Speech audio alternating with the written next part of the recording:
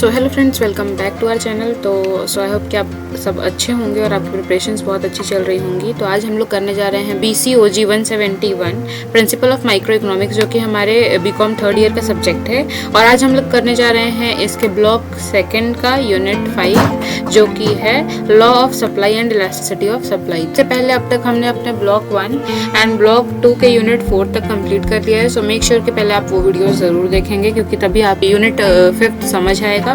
So start करते हैं अपने यूनिट 5 को, जो कि है supply and elasticity of supply. ठीक है, इंट्रोडक्शन पहले देख लेते हैं। तो इंट्रोडक्शन में है, in the previous unit you have learned the effect of increase in input to total action. अब देखो, हम लोग पिछले यूनिट्स में डिमांड के बारे में पढ़ रहे थे। ठीक है, अब इस यूनिट में हमें पढ़ना है सप्लाई के बारे में। तो हम लोग इस बार पढ़ेंगे प्रोड्यूसर्स के पॉइंट ऑफ व्यू से, कि प्रोड्यूसर्स कितने प्राइस पे कितनी कमोडिटी बनाना चाहते हैं। जैसे मार्केट में किसी कमोडिटी का प्राइस 20 रुपीज़ चल रहा है, तो एक प्रोड्यूसर्स के पॉइंट ऑफ व्यू से देखो तो वो 20 रुपये के कॉस्ट पे उस प्रोडक्ट को कितना प्रोड्यूस करेगा, ये हमें इस चैप्टर में समझना है। You will also learn the law of supply, supply function, supply schedule and supply curve. You will also acquainted with the various determinants of supply of a commodity and concept of elasticity of supply and its determinants। देखो, मैं बता दूं आपको, exam के point of view से law of demand, elasticity of demand, law of supply, elasticity of supply बहुत ही important topics हैं।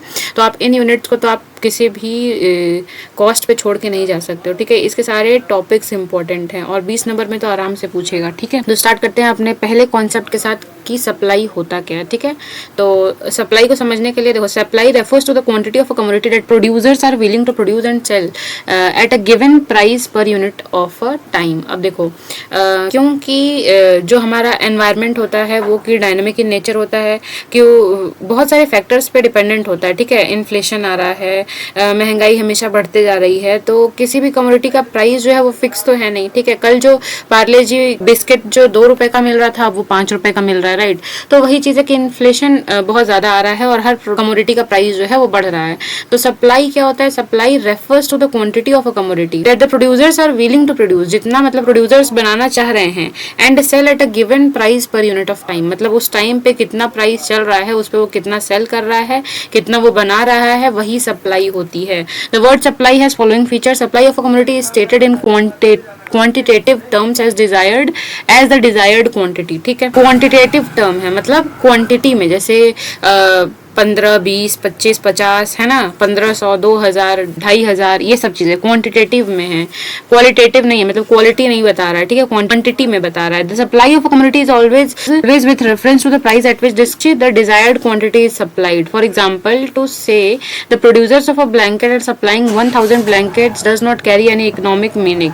At the same time, if it stated that the producer supply 1000 blanket at a price of 500 per blanket, the supply will start conveying economic meaning. अच्छा, ठीक है, मतलब देखो, किसी भी sentence, मतलब किसी भी बात को इकोनॉमिक मीनिंग कब मिलती है? जब देखो, अब हम कहें कि कोई प्रोड्यूसर है, ठीक है, वो 1000 ब्लैंकेट्स मार्केट में सप्लाई कर रहा है, तो वो एट किस कॉस्ट पे सप्लाई कर रहा है ये बताएगा, तब तो हमें उससे कुछ कंक्लूड कर पाएंगे कि उसे कितनी कमाई होगी, उसे कितना प्रॉफिट होगा, या कह लो कितना मार्केट में प्राइस चल रहा है एट दैट टाइम, है ना।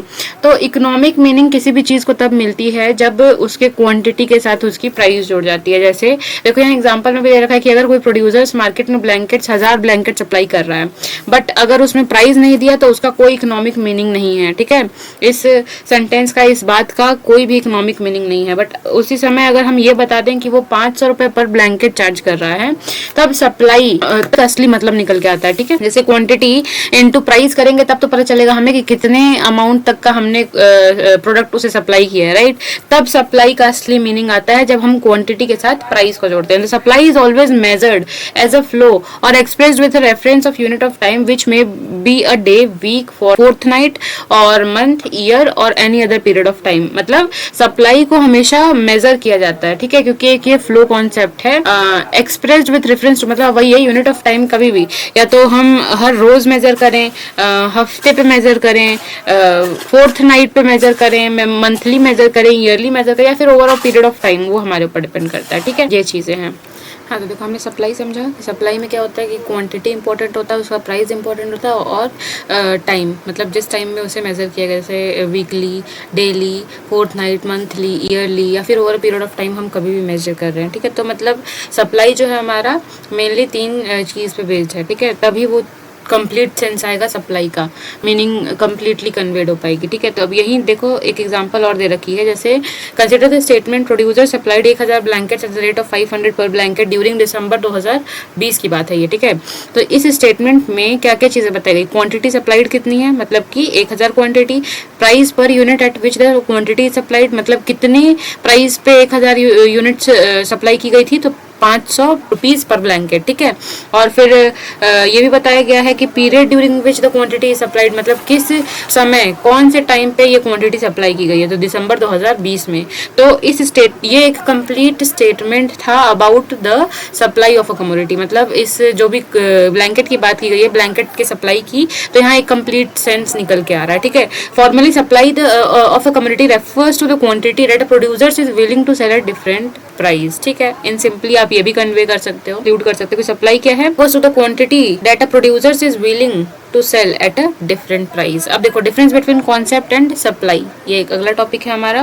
तो अब हमें स्टॉक समझना है और सप्लाई समझना है, ठीक है। It implies the volume of a commodity which can be brought in the market for sale at a short notice, मतलब stock is a potential supply. Potential मतलब होता है ना किसी की कैपेसिटी, कितना कैपेबल है कौन, है ना। वो अभी सप्लाई हुआ नहीं है, बट हम इतना सप्लाई इन फ्यूचर कर सकते हैं, तो वो हमारी स्टॉक है। मतलब कहते हैं ना यार, गोडाउन में इतना स्टॉक पड़ा है बट अभी सप्लाइड नहीं हुआ उसमें से। तो और सप्लाई क्या होता है, it refers to the quantity of a commodity which is actually brought into the market for sale. अब जैसे स्टॉक में से जितना क्वांटिटी हमने उठा के मार्केट में डाल दिया है वो हमारा सप्लाई हो गया, ठीक है। और जो जितना क्वांटिटी हमने गोडाउन में रखा हुआ है for the purpose of supply, तो वो अभी स्टॉक है, अभी हुआ नहीं है, बट हम सप्लाई करने के लिए रखे हैं स्टॉक, ठीक है। तो ये डिफरेंस हुआ। द स्टॉक और inventories of a commodity include unsold quantities of the previous period, सही बात है। अब देखो स्टॉक इन्वेंट्रीज में हमारी क्या क्या चीजें आती हैं, पिछले साल का जो बचा हुआ अनसोल्ड गुड है वो भी आ जाता है। Excess of present production of commodity over its present sale, मतलब ऐसे कोई कमोडिटी हमें बनाना था 100 यूनिट बट बन गया है 150 यूनिट, तो जो बचा हुआ एक्सेस 50 यूनिट्स था वो भी तो हम स्टोर ही करेंगे, फेंक तो देंगे नहीं, है ना। तो वो भी हमारे स्टॉक में ऐड हो जाएगा। तो वही चीज है कि स्टॉक में क्या क्या चीजें आती हैं, स्टॉक और इन्वेंट्रीज में जो पिछले साल का बचा हुआ अनसोल्ड गुड है या फिर अभी का रिक्वायर्ड जितना था क्वांटिटी उससे ज्यादा हमने अगर प्रोड्यूस कर दिया तो वो भी स्टॉक में ऐड ऑन होगा, ठीक है। और सप्लाई का second point, market sale of a commodity is only a part of total stock पूरे स्टॉक में से कुछ पार्ट ही तो सप्लाई हुआ होगा, है ना। तो वही कह रहा है मार्केट सेल जितना हुआ। थर्ड पॉइंट है the stock of a commodity depends mainly upon the production of the commodity. अब देखो भाई गोडाउन में जितना स्टॉक पड़ा है वो किस पे बेस्ड है, भाई जितना हम प्रोडक्शन कर रहे होंगे उतना गोडाउन भर रहा होगा, राइट। तो प्रोडक्शन पे डिपेंड करता है हमारा स्टॉक कितना है गोडाउन में, ठीक है। Depends upon production of the commodity. Stock किस पे डिपेंड करता है, प्रोडक्शन पे। Procurement price of the commodity. हाँ, तो देखो हमने स्टॉक और सप्लाई देखा। इन सिंपल वर्ड्स अगर हम स्टॉक और सप्लाई में डिफरेंस समझना चाहें कि अगर एक शॉप के पास 500 बैग है चावल का, ठीक है, 500 बोरियां हैं चावल की, तो वो एक स्टॉक है, ठीक है, वो स्टोरेज में रखा हुआ है तो वो स्टॉक है। और अगर उन्हीं 500 चावल की बोरियों में से अगर हम 100 यूनिट्स मार्केट में उतार दिए, सेल हो गया, out of this shop sells 100 bags this week, अगर इस हफ्ते अगर 100 बोरियां बिक गई चावल की तो ये सप्लाई हुआ, ठीक है। तो अब इससे तो आपको समझ आ गया होगा स्टॉक और सप्लाई में मेन डिफरेंस क्या है। स्टॉक मतलब जो हमने स्टोर करके रखा हुआ है फॉर सेल, बट वो एग्जैक्टली अभी सेल हुआ नहीं है। और सेल मतलब समझती हो, सप्लाई मतलब आप समझते हो कि स्टॉक का एक पार्ट और पोर्शन जो कि मार्केट में उतार दिया गया फॉर सेल, ठीक है, जिससे हमें सेल्स रेवेन्यू जनरेट हो सके, तो वो हमारा सप्लाई होता है। तो स्टॉक और सप्लाई का यही डिफरेंस था। और ये भी इंपॉर्टेंट है एग्जाम के पॉइंट ऑफ व्यू से, जो लास्ट में डिफरेंस बिटवीन नहीं दे रखा होता है एग्जाम में, वहाँ पे पूछ सकता है आपसे, 10 नंबर का तो आ सकता है ये स्टॉक और सप्लाई का डिफरेंस, ठीक है। तो ये आप देख लेना। और अब चलते हैं हम अपने अगले टॉपिक पे जो कि है डिटर्मिनेंट्स ऑफ सप्लाई। ये भी बहुत इंपॉर्टेंट, मतलब ये पूरा चैप्टर ही, ये पूरा यूनिट ही बहुत ज़्यादा इंपॉर्टेंट है। तो आप ट्राई करें कि इसमें से आप जितना आप इसको रिवाइज करें उतना ज़्यादा आपको अच्छे से समझ आएगा। और बहुत ही प्यारा और बहुत ही अच्छा कॉन्सेप्ट वाला चैप्टर है और कॉन्सेप्ट वाली बुक है माइक्रो इकोनॉमिक्स, ठीक है। तो आप मन लगा के पढ़ना, ठीक है। डिटर्मिनेंट्स ऑफ सप्लाई क्या होता है, बहुत सारे नंबर ऑफ फैक्टर्स होते हैं जिससे सप्लाई को अफेक्ट पड़ता है कमोडिटी के, ठीक है। It is difficult for us to analyse the effects of simultaneous change in all the factors which influence the supply of a commodity. Therefore normally we can think a situation where one of the factors influence supply change, assuming the other factors as unchanged, and then work out the effect of a change in factor of a quantity commodity supplied by producer or a group of producers. In the same approach which was adopted in unit 3rd when the law of demand was discussed, where the quantity demanded of a commodity was taken to be dependent variable of price of the commodity, of that commodity, dependent variable दिया है ना। देखो रुक जाओ, मैं समझा रही हूँ अभी। देखो क्या दे रखा कि जब हमने लॉ ऑफ डिमांड पढ़ा था तो उसमें क्या पढ़ा था कि जो क्वांटिटी डिमांडेड थी कमोडिटी की वो थी डिपेंडेंट वेरिएबल उस प्राइस के, ठीक है। बाकी अदर फैक्टर्स जो थे वो कांस्टेंट थे, अज्यूम्ड टू बी अनचेंज्ड, मतलब बाकी सारे फैक्टर्स जो थे जैसे प्राइस ऑफ अदर गुड्स, ये सब हमने पढ़ा था ना, प्राइस ऑफ रिलेटेड गुड्स, ठीक है, सप्लीमेंट्स गुड, कॉम्प्लीमेंट्री गुड, सबके प्राइजेस फिक्स रहेंगे, रिमेन अनचेंज्ड। सिर्फ हम उस कमोडिटी के प्राइस में चेंज देखेंगे, ठीक है। तो ये चीज हमने पढ़ा था लॉ ऑफ डिमांड में। वैसे ही हमें यहाँ डिटर्मिनेंट्स ऑफ सप्लाई में ये देखना है कि जब हम एक डिटर्मिनेंट को पढ़ रहे हैं तो सिर्फ हम उसी डिटर्मिनेंट, उसी फैक्टर में चेंजेस देखेंगे, बाकी अदर फैक्टर्स को हम कांस्टेंट समझेंगे या फिर समझेंगे उसमें कोई चेंज नहीं हो रहा है, तब हमें डिटर्मिनेंट ऑफ सप्लाई ज्यादा अच्छे से समझ आएगा, ठीक है। तो अब देख लेते हैं कि कुछ इंपॉर्टेंट जो फैक्टर्स हैं जो कि quantity supply of a commodity को अफेक्ट करते हैं। पहले तो डिटर्मिनेंट ऑफ सप्लाई समझ आ गया कि मतलब वो फैक्टर जो इन्फ्लुएंस करते हैं quantity of a goods produce and willing to supply in the market, मतलब कुछ ऐसे फैक्टर्स होते हैं ना जैसे price of other goods, price of related goods, जिनकी वजह से मार्केट में गवर्नमेंट की क्या पॉलिसीज हैं, फिर उसके बाद बहुत सारी चीजें होती हैं, कॉस्ट ऑफ प्रोडक्शन कितना आ रहा है, फिर उसके बाद स्टेट ऑफ टेक्नोलॉजी हम कौन सी यूज कर रहे हैं, ठीक है। तो यही सब है। तो ये सब फैक्टर्स जो होते हैं किसी भी कमोडिटी के डिमांड को भी अफेक्ट करते हैं, सप्लाई को भी अफेक्ट करते हैं। तो हम अभी कुछ ऐसे फैक्टर्स देखने जा रहे हैं जो कि किसी कमोडिटी के सप्लाई को ज्यादा अफेक्ट करते हैं, ठीक है। तो उसमें सबसे पहला है हमारा price of a commodity supplied, मतलब जो हम कमोडिटी सप्लाई कर रहे हैं उस कमोडिटी की खुद की प्राइस। तो देखो price of commodity, when the price increases producers supply more because the profit increases. अब देखो खुद सोचो, मार्केट में जहाँ पे अगर टमाटर 20 रुपए किलो मिल रहा है वहीं अगर 80 रुपए किलो मिल जाए तो क्या होगा, 80 रुपए किलो है तो जो प्रोड्यूसर्स जो प्रोड्यूस कर रहे हैं, जिनका प्रोडक्शन है या फिर जो फार्मर्स है जो उगा रहे हैं, वो तो यही सोचेंगे ना कि हम इसी टाइम पे अपना स्टॉक जो है वो क्लियर कर दें, मार्केट में अपने प्रोडक्ट को उतार दें ताकि वो बिक जाए तो हमें ज्यादा प्रॉफिट हो जाए। तो यही चीज है प्राइस ऑफ कमोडिटी, मतलब हम जो प्रोड्यूसर है वो चाहता है कि जब मार्केट में प्राइस हाई हो तो हम मार्केट में अपने प्रोडक्ट को लाएं ताकि हमें प्रॉफिट ज्यादा हो, ठीक है, profit increases. If the price of a mango rises from 50 से 80 रुपए per KG, farmer will sell more mango. सही बात है, अगर देखो 50 रुपए केजी पहले आम मिल रहा था, अब वही आम जो है वो 80 रुपए पर केजी मिल रहे हैं, तो भाई जो फार्मर है उसे तो कहीं ना कहीं फायदा हो रहा है, तो वो चाहेगा ही कि हम 80 रुपए पर केजी पे जितनी क्वांटिटी हो सके उतना सप्लाई कर दें,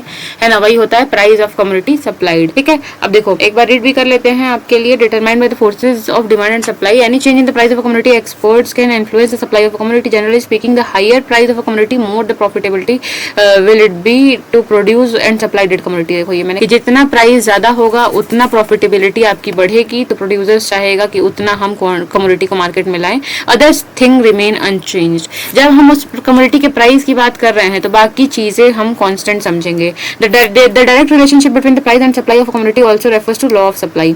और यही जो डायरेक्ट रिलेशनशिप है प्राइस और सप्लाई के बीच में किसी कमोडिटी के, इसी को हम लॉ ऑफ सप्लाई कहते हैं, ठीक है। डायरेक्ट रिलेशनशिप समझ रहे हो आप ना। डायरेक्ट रिलेशनशिप की मतलब हुआ कि जो हमारा क्वांटिटी सप्लाइड है वो डायरेक्टली प्रोपोर्शनल है किसके, प्राइस ऑफ अ कमोडिटी। जैसे हम यहाँ अगर मैंगोज की बात कर रहे हैं कि कितना मैंगो हमें सप्लाई करना है, तो वो प्राइस पर डिपेंड करेगा। अगर प्राइस बढ़ गया तो सप्लाई भी बढ़ जाएगा, प्राइस घटेगा तो सप्लाई भी कम हो जाएगा। तो यही होता है हमारा लॉ ऑफ सप्लाई की, मतलब दोनों डायरेक्टली प्रोपोर्शनल होते हैं, ठीक है। एक में इंक्रीज होगा तो दूसरे में भी इंक्रीज होगा, एक में डिक्रीज आएगा तो दूसरे में भी डिक्रीज आएगा, ठीक है। यही था लॉ ऑफ सप्लाई, ठीक है। The price of factors of production और कॉस्ट ऑफ प्रोडक्शन, ये हमारा दूसरा पॉइंट है कि जैसे फैक्टर ऑफ प्रोडक्शन और कॉस्ट ऑफ प्रोडक्शन, अगर प्रोडक्शन कॉस्ट ज्यादा आ रहा है तो सप्लाई डिक्रीज होगा क्योंकि प्रॉफिट जो है कम हो रहा है। अब जैसे कोई भी प्रोडक्ट है वो 100 रुपए का है, ठीक है, और अगर हम उस प्रोडक्ट को 80 रुपए में बना पा रहे हैं, ठीक है, और बिक रहा है 100 रुपए का, तो भाई 20 रुपए ही तो प्रॉफिट हुआ। और अगर मान लो हम उसी प्रोडक्ट को 50 रुपए में बना लिए तो भाई हमारा प्रॉफिट है यहाँ पे, है ना। 50 रुपए में वो प्रोडक्ट बना, 50 रुपए उसमें और हमने जोड़ लिया हमारा प्रॉफिट, तो 100 रुपए का वो प्रोडक्ट बिक रहा है। तो वही है कि कॉस्ट ऑफ प्रोडक्शन भी हमारी सप्लाई को अफेक्ट करता है, ठीक है। तो ये डिटर्मिनेंट है, फैक्टर है क्वांटिटी सप्लाई का, कह लो एक कि कॉस्ट ऑफ प्रोडक्शन। अगर कॉस्ट ऑफ प्रोडक्शन ज्यादा आएगा तो हम सप्लाई कम करेंगे क्योंकि क्योंकि हमारा प्रॉफिट कम हो जाएगा उससे, ठीक है। जैसे एग्जांपल है, if the price of milk, sugar, gas rises, bakery owners में प्रोड्यूस फ्यूअर केक, सही बात है, अगर दूध, चीनी, गैस सबका प्राइस बढ़ जाएगा तो जो बेकरी वाले हैं, जो केक बनाते हैं, जो कप केक्स वगैरह बनाते हैं, उनका प्रोडक्शन कम हो जाएगा, वो कम केक बनाएंगे, ठीक है। वो चाहेंगे कि पहले अभी जितनी डिमांड आ रही है सिर्फ हम उनको ही फुलफिल करें, एक्स्ट्रा बना के ना रखें, क्योंकि भाई उनको उनके जेब पे ही इफेक्ट पड़ रहा है ना, क्योंकि कॉस्ट ऑफ प्रोडक्शन उनका ज्यादा है ना, उनके खर्चे ज्यादा हो गए हैं क्योंकि प्राइस बढ़ गया है शुगर, मिल्क, गैस वगैरह ये सब चीजों का। तो यही होता है price of factors of production और कॉस्ट ऑफ प्रोडक्शन। अगर ज्यादा होगा तो सप्लाई हम कम करेंगे। थर्ड है price of other goods. Price the producer shift to producing goods that give higher profit. भाई अब देखो, कोई भी प्रोड्यूसर है वो वही चीज बनाना चाहेगा जिस प्रोडक्ट पे उसको ज्यादा प्रॉफिट मिल रही हो, ठीक है। कोई भी प्रोड्यूसर वो गुड्स नहीं प्रोड्यूस करेगा कि जिसमें उसको देखो कॉस्ट ऑफ प्रोडक्शन भी लगेगा, लेबरर्स को भी पैसा देना है, रेंट देना है, इलेक्ट्रिसिटी देनी है और उससे प्रॉफिट भी उसको कम हो रहा हो, तो वो बिल्कुल नहीं प्रोड्यूस करेगा कोई प्रोड्यूसर, है ना। तो वही है प्राइस ऑफ अदर गुड्स। तो प्राइस ऑफ अदर गुड्स में देखो, the other things remaining unchange, the supply and production of commodity will fall as the price of other goods rises, vice versa. देखो ये price and supply of a commodity will fall, हाँ price supply और production तब गिर जाएगा किसी commodity का जब दूसरे कमोडिटी का प्राइस बढ़ जाएगा। अच्छा रुक जाओ, let me explain this with example. Other things remain unchange, the supply and production of a commodity will fall as the price of other goods rises, vice versa. आप देखो सिंपल सी बात कहने का ये मतलब है कि जो प्राइस और जो सप्लाई और प्रोडक्शन है कमोडिटी का वो गिर जाएगा जब अगर दूसरे मार्केट में किसी दूसरे प्रोडक्ट का प्राइस बढ़ रहा है। जैसे अगर ये भी दे रखा है, this happens because normally producer chooses that a commodity for production which earns him a highest profit. अब कोई प्रोड्यूसर वही प्रोड्यूस करना चाहेगा जिसमें उससे ज्यादा इनकम हो रही हो, ज्यादा अर्निंग हो रही हो, प्रॉफिट ज्यादा हो रहा हो, ठीक है। जैसे अगर कोई प्रोड्यूसर चूज करता है टेलीविजन बनाना, ठीक है, कि उसमें वो ज्यादा प्रॉफिट अर्न कर पा रहा है, ठीक है। बट अगर एसी का डिमांड बढ़ रहा है मार्केट में, ठीक है, प्राइस बढ़ रहा है मार्केट में एसी का, तो अब जो प्रोड्यूसर है वो ट्राई करेगा कि वो स्विच कर पाए, टेलीविजन के प्रोडक्शन को कम करे और एसी के प्रोडक्शन को ज्यादा कर दे। क्यों? क्योंकि वो उसे ज्यादा प्रॉफिट बुक करके दे रहा है, राइट, उसे ज्यादा प्रॉफिट मिल रहा है उसके प्रोडक्शन में, एसी के प्रोडक्शन में। तो यहाँ क्या हुआ, rise in the price of AC, मतलब एयर कंडीशनर के प्राइस में बढ़ने से हमने प्रोडक्शन ऑफ टेलीविजन को कम कर दिया। क्यों? क्योंकि हमें एयर कंडीशनर के प्रोडक्शन में ज्यादा प्रॉफिट है as compare to production of television. तो ये होता है प्राइस ऑफ अदर गुड्स। तो अदर गुड्स के प्राइस बढ़ने से हमारे गुड्स के सप्लाई पे, प्रोडक्शन पे अफेक्ट पड़ता है, ठीक है। ये भी हुआ इनवर्सली प्रोपोर्शनल कि अगर हमारे मतलब अदर गुड्स का प्राइस बढ़ेगा तो हमारे कमोडिटी का सप्लाई कम हो जाएगा, है ना, प्रोडक्शन कम कर देंगे हम। State of technology. अब स्टेट ऑफ टेक्नोलॉजी, अगर हम बेटर टेक्नोलॉजी यूज कर रहे हैं प्रोडक्शन में, है ना, इंक्रीजेस प्रोडक्शन एंड सप्लाई, तो उससे क्या होगा, हमारा सप्लाई बढ़ेगा, हमारा प्रोडक्शन बढ़ेगा, है ना।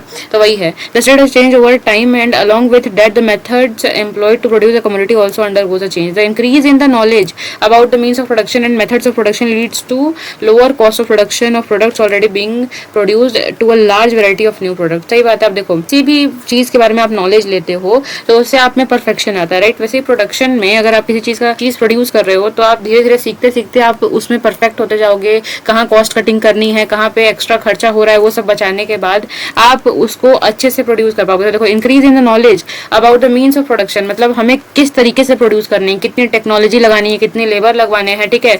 ओवर लेबर भी ना हो जाए, जो एक्स्ट्रा बैठे रहें, जिनके पास कोई काम ना हो, तो उससे हमारे प्रोडक्ट का कॉस्ट ज्यादा आएगा, कॉस्ट ऑफ प्रोडक्शन, ठीक है। तो यही सब चीजें हमें ध्यान देनी होती हैं। स्टेट ऑफ टेक्नोलॉजी, हम टेक्नोलॉजी कितना यूज कर रहे हैं, यही सब चीज, ठीक है। तो हम जितना अपने आप को अपग्रेड करेंगे, जितना हम टेक्नोलॉजी लेके आएंगे, उससे हमारा लोअर कॉस्ट ऑफ प्रोडक्शन होगा। क्योंकि भाई अब देखो, मशीन से अगर जो चीजें बन रही हैं और अगर एज कम्पेयर टू ह्यूमन से वो चीजें बन रही हैं, तो भाई इंसान कितना भी अपना एफर्ट्स लगा लें उतना प्रोडक्शन नहीं दे पाएंगे जितना एक मशीन से हम आउटपुट जनरेट करवा सकते हैं, राइट। तो वही सब चीजें हैं, ठीक है। Being produced on a large variety of new products, for example the electronic industries rest upon transistors which have revolutionised, ठीक है। ट्रांजिस्टर्स जो होते हैं वो तो अपग्रेड होते रहते हैं ना, तो वही कह रहा है कि जो इलेक्ट्रॉनिक इंडस्ट्रीज हैं वो ट्रांजिस्टर्स पे डिपेंड करती हैं, जो कि हम समय के साथ चेंज होते जाता है। Production and supply of television with electronic equipments like computer, thus as knowledge improve the supply of different communities in which the newer knowledge gets embodied through newer technologies also increases। और ये हम जितना जितना technology increase करेंगे हमारा उतना production और supply बढ़ेगा। जैसे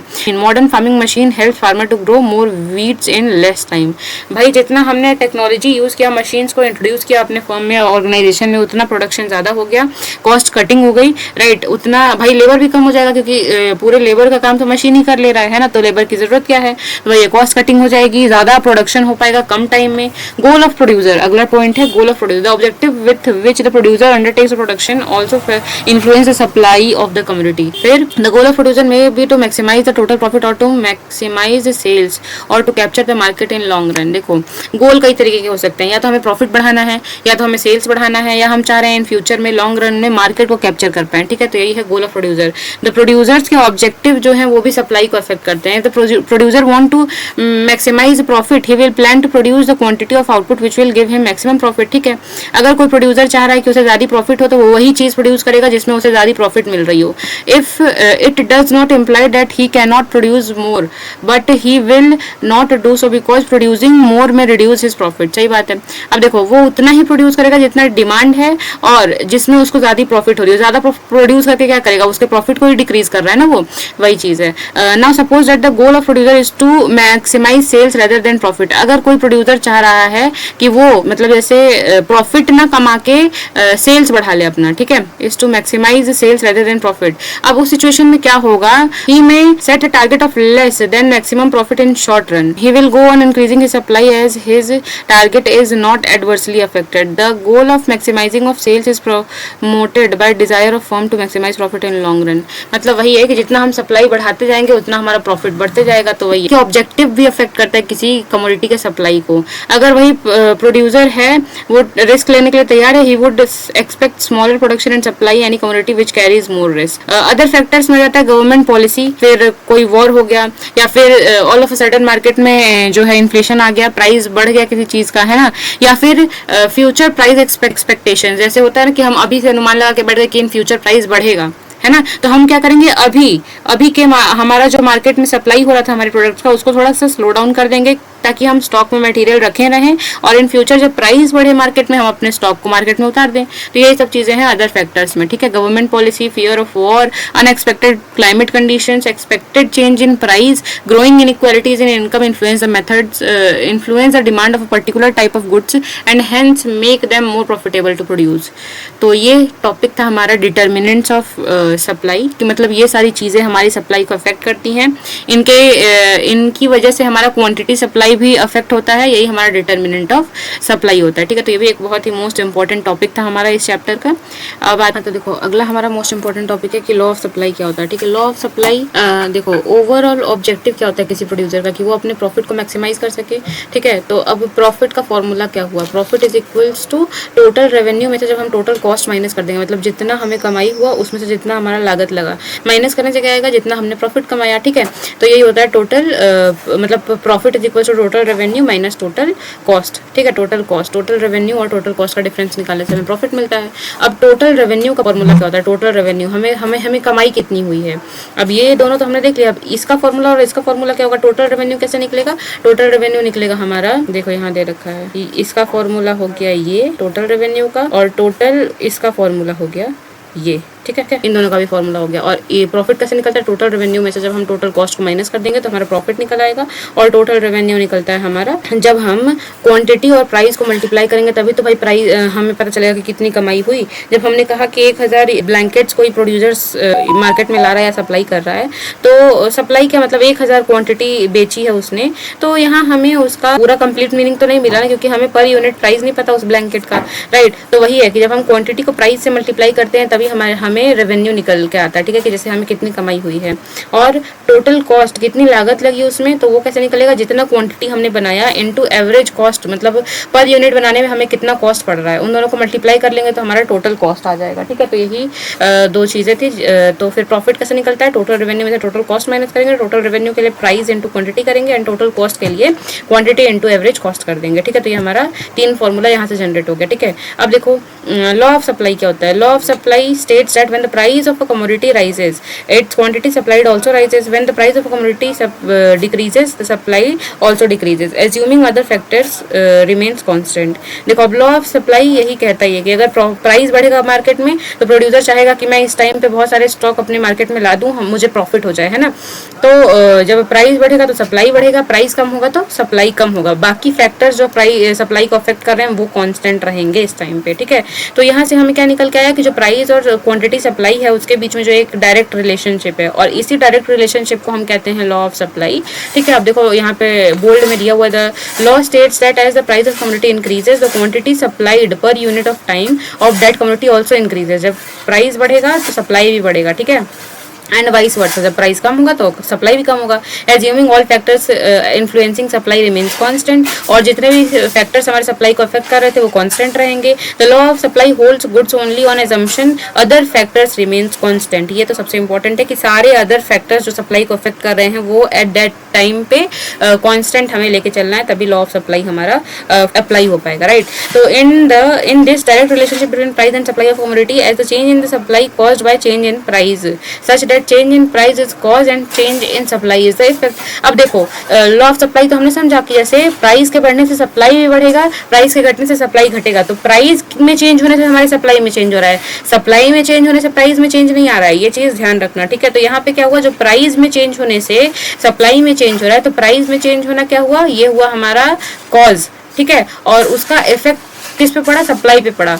अगर कॉज है जैसे चेंज इन प्राइस बढ़ रहा है, मतलब प्राइस बढ़ रहा है, इफेक्ट पड़ा हमारे सप्लाई पे, ठीक है, तो मतलब हमारा सप्लाई भी बढ़ जाएगा। तो वही है, चेंज इन प्राइस कॉज हुआ और चेंज इन सप्लाई हमारा उसका इफेक्ट हुआ, ठीक है। वी कैन स्टेट, मतलब अब हम इसी चीज को दूसरे तरीके से भी कह सकते हैं कि जो प्राइस में जो चेंज हो रहा है, या फिर हमने यहाँ पे प्राइस को जो है वो इंडिपेंडेंट वेरिएबल लिया, मतलब प्राइस किसी पर डिपेंडेंट नहीं है। प्राइस तो भाई मार्केट के हिसाब से अपना ऊपर नीचे हो रहा है, बट प्राइस के हिसाब से हमारा सप्लाई तो चेंज हो रहा है ना, कि प्राइस बढ़ा सप्लाई बढ़ा, प्राइस कम हो रहा सप्लाई कम हुआ, तो प्राइस जो है वो इंडिपेंडेंट वेरिएबल, सप्लाई जो है वो डिपेंडेंट वेरिएबल। तो यहीं से एक स्टेटमेंट निकल के आया कि price causes change in supply, supply does not directly cause the price rise in this law, ठीक है। वही चीज है कि मतलब प्राइस में चेंज होने से सप्लाई में चेंज हो रहा है, सप्लाई में चेंज होने से प्राइस में चेंज नहीं हो रहा है। तो price rise leads to supply rise, मतलब अगर प्राइस बढ़ रहा है तो उसकी वजह से सप्लाई बढ़ रहा है, तो ये ट्रू है। अगर सप्लाई के बढ़ने से प्राइस बढ़ता है, ये फॉल्स है, ठीक है। सप्लाई के में चेंज होने से प्राइस में चेंज नहीं होता है, क्योंकि सप्लाई जो है वो डिपेंडेंट है और प्राइस जो है वो इंडिपेंडेंट वेरिएबल है, ठीक है।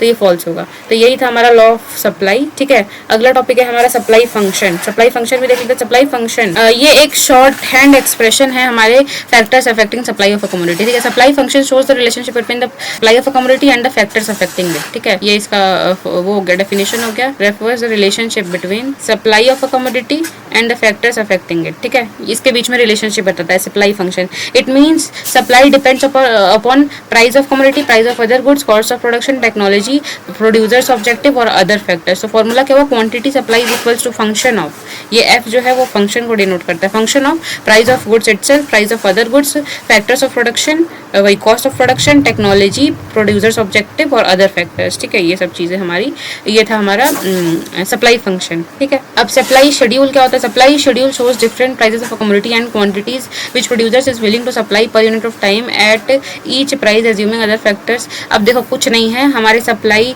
लॉ ऑफ सप्लाई को ही टेबुलर फॉर्म में जब हम रिप्रेजेंट करते हैं तो वो सप्लाई शेड्यूल होता है, और जब उसी को हम ग्राफ पे रिप्रेजेंट कर देते हैं तो वो सप्लाई कर्व हो जाता है। अब देखो इन शॉर्ट अगर मैं आपको समझाऊं तो देखो प्राइस जो है, price in rupees per pen, पहले 2 रुपए था, 3 रुपए था, 4 रुपए था, 5 रुपए था, 6 रुपए था। तो quantity supplied per month in thousand से, जैसे 25,000, 40,000, 50,000। तो जैसे जैसे प्राइस हमारा बढ़ते जा रहा है नीचे की ओर, है ना, प्राइस जैसे जैसे बढ़ रहा है वैसे वैसे हमारा क्वांटिटी सप्लाई भी बढ़ रहा है। तो ये हमने टेबुलर फॉर्म में रिप्रेजेंट किया, इसीलिए हमने इसे सप्लाई शेड्यूल कह दिया, तो द सप्लाई शेड्यूल, ठीक है। तो ये सप्लाई शेड्यूल हो गया, ठीक। और वहीं जब हम इसी सप्लाई शेड्यूल को जब हम ग्राफ पे रिप्रेजेंट करेंगे तो वो हमारा सप्लाई कर्व हो जाएगा। ये सिंपल सी चीज थी कि देखो यहाँ जब 2 रुपए था तो हमने कितना है 25,000 के आसपास, हाँ 25,000 पर मंथ हमने सप्लाई किया है, क्वांटिटी सप्लाई। जब 2 रुपए पर पेन था तो 2 रुपीज पे यहाँ पे देख सकते हो आप, मतलब 20 और 30 के बीच में है। तो ये फर्स्ट पॉइंट कि 2 रुपए पे 25,000 के पास सप्लाई हुआ है। तो यही है कि हमारा जब हमने क्वांटिटी शेड्यूल को ग्राफ पे रिप्रेजेंट कर दिया है तो वो हमारा क्वांटिटी सप्लाई हो गया है, सप्लाई कर्व हो गया, ठीक है। सप्लाई शेड्यूल शेड्यूल का ही ग्राफिकल रिप्रेजेंटेशन हमारा सप्लाई कर्व कहलाता है। ठीक है, ये अपवर्ड स्लोपिंग क्यों है? क्योंकि जैसे जैसे हमारा प्राइस पर यूनिट बढ़ रहा है वैसे वैसे क्वांटिटी सप्लाइड बढ़ रहा है। ठीक है, ये अपवर्ड स्लोपिंग होता है। ठीक है, हमने एक्स एक्सेस पे क्वांटिटीज दिखाई हैं और वाई एक्सेस पे हमारा प्राइस दिखाया है। क्वांटिटी सप्लाइड एक्स एक्सेस पे और वाई एक्सेस पे हमारा दिखाया गया है प्राइस। अब देखो सप्लाई, अब हर लॉ का कोई ना कोई एक्सेप्शन होता है। ठीक है, उसका कोई ना कोई अपवाद होता है कह लो। ठीक है, इसका एक्सेप्शन क्या है? जैसे law of supply indicates that there is a direct relationship. भाई लॉ ऑफ सप्लाई में हमने यही पढ़ा कि डायरेक्ट रिलेशनशिप होता है प्राइस और क्वांटिटी सप्लाइड के बीच में। प्राइस बढ़ा सप्लाई बढ़ेगा, प्राइस कम हुआ सप्लाई कम होगा। कीपिंग अदर फैक्टर्स फिक्स्ड और कांस्टेंट। ठीक है, अब देखो कुछ केसेस ऐसे होते हैं जब ये लॉ अप्लाई नहीं होता है। जैसे जब किसी फर्म और ऑर्गेनाइजेशन का जो ऑब्जेक्टिव है वो प्रॉफिट मैक्सिमाइजेशन नहीं है। भाई हर ऑर्गेनाइजेशन प्रॉफिट के लिए नहीं काम करती है। कुछ अपने सेल्स और सेल्स रेवेन्यू को इंक्रीज करने के लिए काम करती है, कुछ काम करती है कि लॉन्ग रन में उनका मार्केट में कैप्चर हो जाए। ठीक है, वो मार्केट को कैप्चर कर लें। ठीक है, सबके ऑब्जेक्टिव अलग अलग होते हैं। ठीक है, तो जब मार्केट में कुछ फर्म्स प्रॉफिट मैक्सिमाइजेशन के मोटिव से नहीं काम कर रही हैं तो वो उस टाइम पे भी सप्लाई करेंगी जब मार्केट में प्राइस कम होगा। ठीक है, वो सप्लाई करती रहेंगी क्योंकि उन्हें अपना सेल्स बढ़ाना है। ठीक है, टोटल सेल्स रेवेन्यू इंक्रीज करना है, भले प्राइस बढ़े चाहे घटे, कम प्राइस पे भी वो सप्लाई करेंगे। दूसरा चीज़ है कि factors other than price not remaining constant. अब देखो हमने लॉ के पॉइंट ऑफ व्यू से तो मतलब जैसे लॉ ऑफ सप्लाई के पॉइंट ऑफ व्यू से तो हम ये मान के चले थे ना कि अदर फैक्टर्स जितने प्राइस को अफेक्ट कर रहे हैं वो कांस्टेंट रहेंगे। बट इन रियल मार्केट में देखें जब हम तो क्या प्राइस मतलब अदर फैक्टर्स कांस्टेंट होता है? नहीं,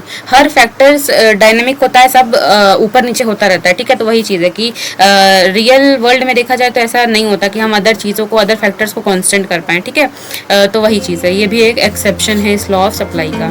तो इसके साथ खत्म होता है हमारा ये टॉपिक भी यहाँ पे। उसके बाद चेक योर प्रोग्रेस दे रखा है तो ये आप ट्राई करेंगे। तो आज के लिए बस इतना ही। यूनिट को अगले पार्ट में कंटिन्यू करेंगे क्योंकि ये वीडियो बहुत ज़्यादा लेंदी हो जाएगी। ठीक है, तो आई होप कि आपको आज का सारा टॉपिक क्लियर हुआ होगा और आपको सारे टॉपिक अच्छे से समझ आए होंगे। अगर आपको मेरा पढ़ाई हुआ थोड़ा भी अच्छा लगा तो आप इस वीडियो को लाइक करें, शेयर करें और हमारे साथ फर्दर ऐसे पढ़ते रहने के लिए हमारे चैनल को सब्सक्राइब कर सकते हैं। थैंक्स फॉर वॉचिंग, मिलते हैं नेक्स्ट वीडियो में, तब तक के लिए बाय बाय, टेक केयर।